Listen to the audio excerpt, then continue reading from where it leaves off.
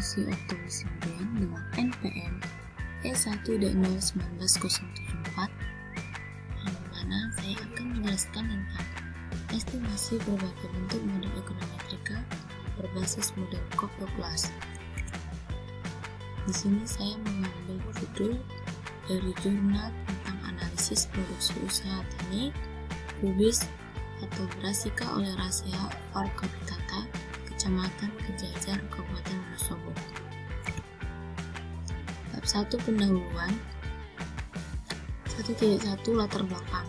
Komoditas hortikultura yang terdiri dari tanaman, buah-buahan, sayuran, tanaman hias, dan tanaman obat merupakan komoditas yang sangat prospektif untuk dikembangkan melalui usaha agribisnis, mengingat potensi serapan pasar di dalam negeri dan pasar internasional terus meningkat.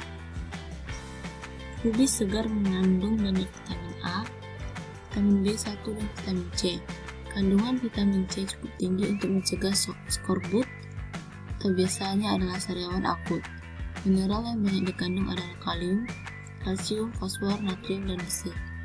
Kubis segar juga mengandung sejumlah senyawa yang merangsang pembentukan glutathione, zat yang diperlukan untuk menonaktifkan zat racun dalam tubuh manusia. Pengembangan sayuran, khususnya kubis sebagai sayuran dataran tinggi, memerlukan penanganan yang khusus sejak pra sampai pasca panennya. Desa Surungede merupakan desa penghasil kubis tertinggi di Kecamatan Kejajar. Desa Surungede terdiri dari 3 dusun, yaitu Dusun Lobang, Dusun Krakal, dan Dusun Surungede. Desa Surungede adalah desa yang berada di wilayah Kecamatan Kejajar, Kabupaten Wonosobo, tepatnya berada di lereng Gunung Sindoro atau wilayah Kabupaten Wonosobo. Adapun rumusan masalahnya sebagai berikut. Yang pertama, bagaimana pengaruh input produksi terhadap jumlah output yang dihasilkan? Yang kedua, apakah masing-masing input produksi memiliki nilai elastisitas yang sama? Yang ketiga, bagaimana kondisi skala usaha yang dijalani petani, IRS, DRS, dan CRS-nya. Adapun juga tujuannya sebagai berikut. Yang pertama, untuk mengetahui bagaimana pengaruh input produksi terhadap jumlah output yang dihasilkan. Yang kedua, untuk mengetahui apakah masing-masing input produksi memiliki nilai elastisitas yang sama. Yang ketiga, untuk mengetahui bagaimana kondisi skala usaha yang dijalankan petani menurut IRS, DRS, dan CRS-nya. Bab 2, metode penelitian. Adapun di sini ada 2, yaitu jenis data dan sumber data. Jenis data yang digunakan adalah data sekunder berupa data cross-section. Sumber data yang digunakan adalah data dari skripsi yang berjudul Analisis Produksi Usaha Tani Kubis atau Brasika oleh Rasea Forkapitata di Kecamatan Kejajar, Kabupaten Wonosobo. Adapun spesifikasi modelnya itu sebagai berikut. Lan Y sama dengan Lan beta 0 ditambah Lan beta 1 X1 ditambah Lan beta 2 X2 ditambah Lan beta 3 X3 ditambah ET, yang dimana keterangannya Y sebagai produksi dengan 1 kilo, X1 sebagai luas lahan dengan satuan hektar, X2 jumlah bibit satuan kilo, X3 tenaga kerja dengan satuan HOK, ET error term, beta 0 sampai beta 5 adalah koefisien regresi.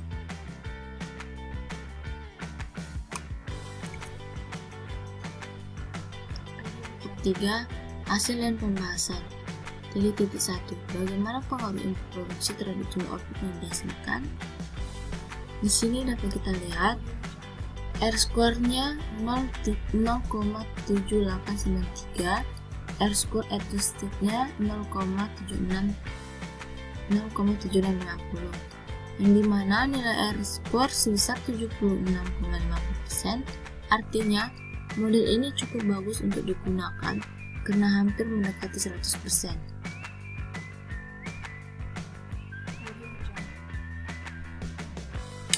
Uji F-nya, yang dimana jika P value lebih kecil dari alfa 0,05 maka tolak H0 terima H1 berpengaruh, dan jika P value lebih besar dari alfa 0,05 maka terima H0 tolak H1 tidak berpengaruh.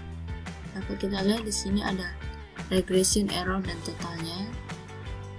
Dari gambar di atas diketahui bahwa P value-nya adalah 0,00 lebih kecil dari alfa 0,05, yang dimana tolak H0 terima H1. Artinya secara bersama-sama variabel independen atau luas lahan, jumlah bibit, tenaga dan tenaga kerja berpengaruh terhadap variabel dependen, yaitu jumlah produksi.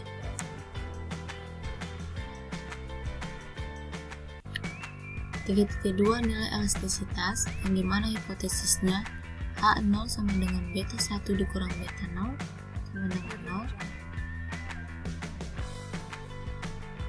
H1 sama dengan beta 1 dikurang beta 2 0. Yang kita lihat di sini ada variabel x1 dan x2, P value-nya 0,36, H1 lebih besar dari alfa 0,05, yaitu nilai elastisitas berbeda. Variabel x1 dan x3 P value 0,74869 lebih besar dari alfa 0,05, nilai elastisitas berbeda. Variabel x2 dan x3 P value 0,76406 lebih besar dari alfa 0,05, nilai elastisitas berbeda. Yang artinya masing-masing input produksi tidak memiliki nilai elastisitas yang sama atau berbeda. Berarti variabel independen tidak berpengaruh terhadap variabel dependen.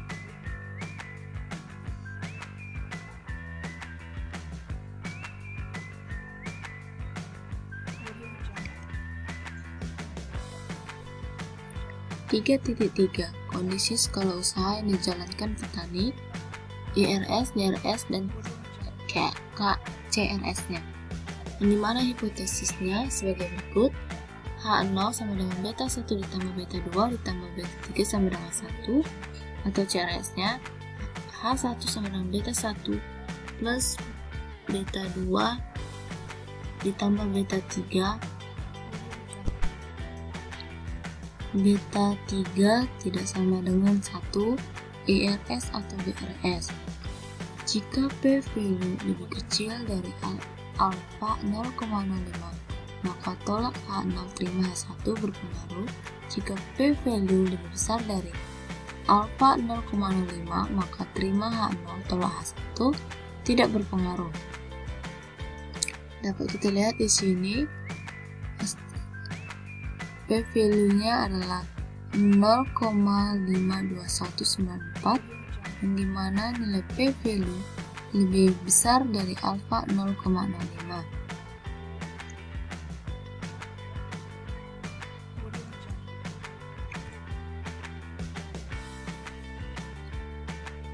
Dan di sini dapat kita lihat beta 1 ditambah beta 2 ditambah beta 3 sama dengan 0,55255 ditambah 0,11233 ditambah 0,26299.